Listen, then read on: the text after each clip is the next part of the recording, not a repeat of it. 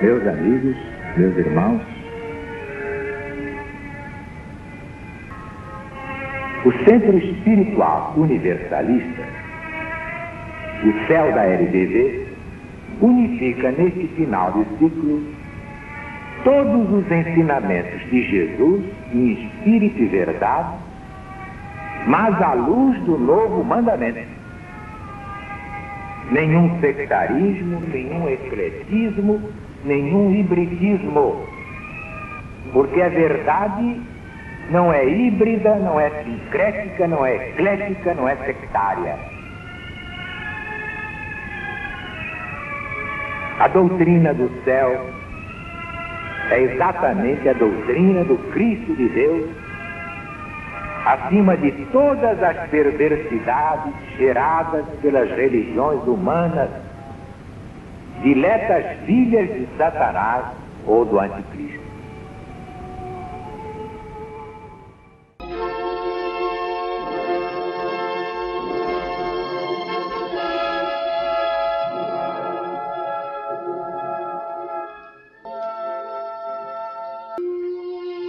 Doutrina do céu, Espírito da verdade. Alziro Zaru responde. A lição de hoje é Obra do Espírito Santo 5, publicada no jornal Gazeta de Notícias no dia 7 de março de 1970.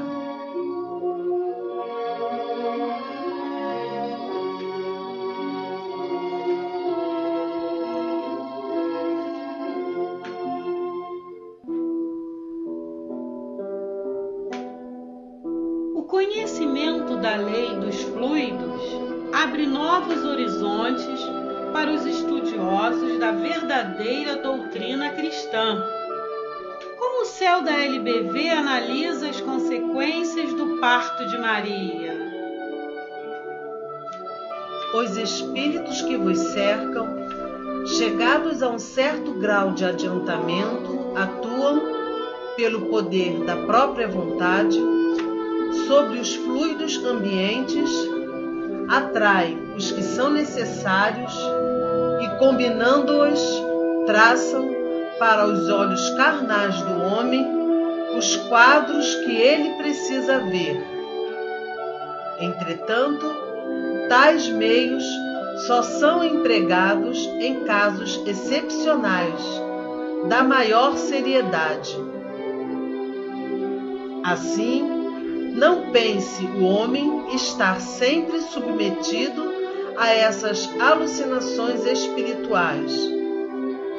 Mas, todas as vezes que para um fim útil à humanidade seja preciso recorrer a esses meios, eles são empregados. Não vos equivoqueis, porém, a respeito do sentido desta expressão alucinações espirituais.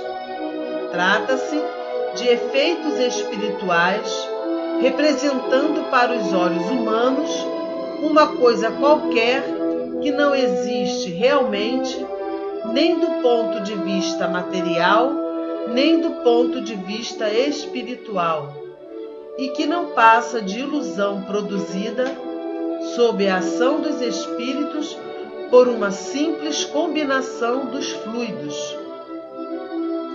O fenômeno, que mais tarde explicaremos, chamado a multiplicação dos pães e dos peixes, simples resultado de uma ação espiritual, obtida por mera combinação dos fluidos apropriados e necessários a tais efeitos, é de molde a vos fazer compreender como seria igualmente fácil produzir, para aqueles que porventura assistissem Maria, a ilusão perfeita do parto, dando-lhe as características da realidade.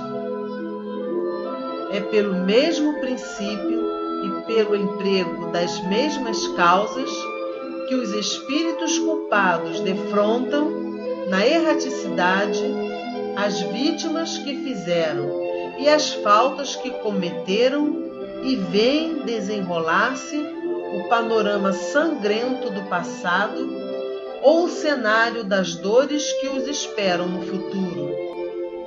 Os fluidos empregados pelos espíritos prepostos a essa missão apresentam aos olhos do culpado ou quadros animados de uma ilusão perfeita ou a aparência de objetos sob a mais completa ilusão da realidade. Fácil teria sido, portanto, produzir nos homens, naqueles que porventura a assistissem, a ilusão do parto de Maria. Mas a isso se opunha o misterioso prestígio de que devia cercar-se o nascimento de Jesus.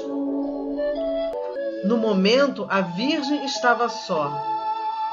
Fácil era dar a ilusão àquele espírito cuja existência material apenas começava, tanto mais quando, embora o desenvolvimento da mulher em tais paragens seja mais precoce do que sob o vosso clima, a vida contemplativa de Maria a conservara ao abrigo de todas as aspirações e sensações materiais. Sendo ela, portanto, ignorante das leis da matéria, seria inútil levar mais longe essa ilusão. Notai que os acontecimentos se encadearam de tal sorte que Maria se viu isenta de quaisquer socorros humanos, sendo o rebanho encurralado no estábulo, sua companhia única naquele momento em que, estando sozinha, ela tivesse de acreditar num parto real.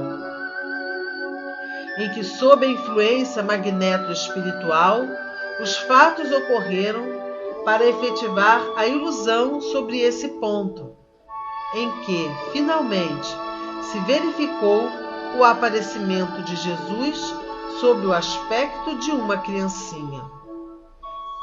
Notai que nenhum historiador de Jesus fala do trabalho do parto de Maria, nem das consequências que pudessem ocasionar. Os espíritos fortes farão sentir que, sendo a Judéia um país quente, as mulheres eram morenas e vigorosas, e que assim as condições mórbidas, do ponto de vista das consequências do parto, deviam ser quase nulas. Efetivamente, em certas atitudes, a mulher se encontra, senão livre, ao menos aliviada de uma parte de seus sofrimentos.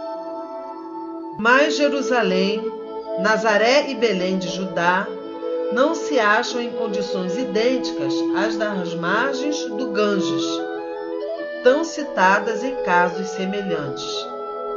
Ela, portanto, deveria ter estado doente, como qualquer outra mulher, durante certo tempo.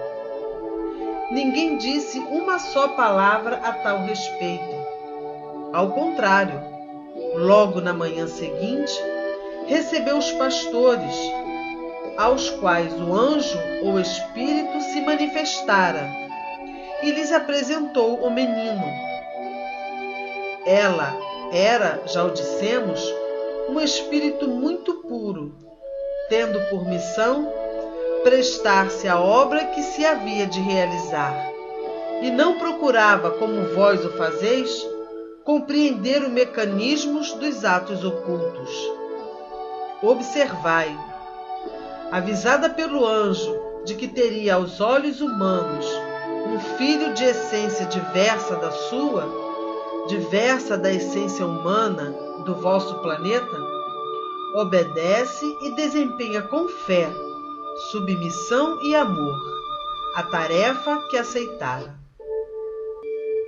Avisada pelo anjo ou espírito de que não seria mais que um instrumento, recebe como obra do Espírito Santo e sem inquirir da natureza da solução do problema, o filho que julgou ser fruto de suas entranhas e do qual tinha de se encarregar aos olhos dos homens. Não digam aqueles que sem cessar controvertem que isso teria sido embuste ou fantasmagoria. Não. Vossa natureza está sujeita a muitas coisas que ainda não compreendeis, mas cuja fonte única é a combinação dos fluidos de que dispomos, para vossa utilidade e vosso progresso. Jamais agimos sem propósito. Cumprimos sempre as vontades do Senhor. O que ocorreu era necessário ao início de uma nova era transitória, na qual a humanidade então ia entrar, a fim de preparar o advento de nova revelação.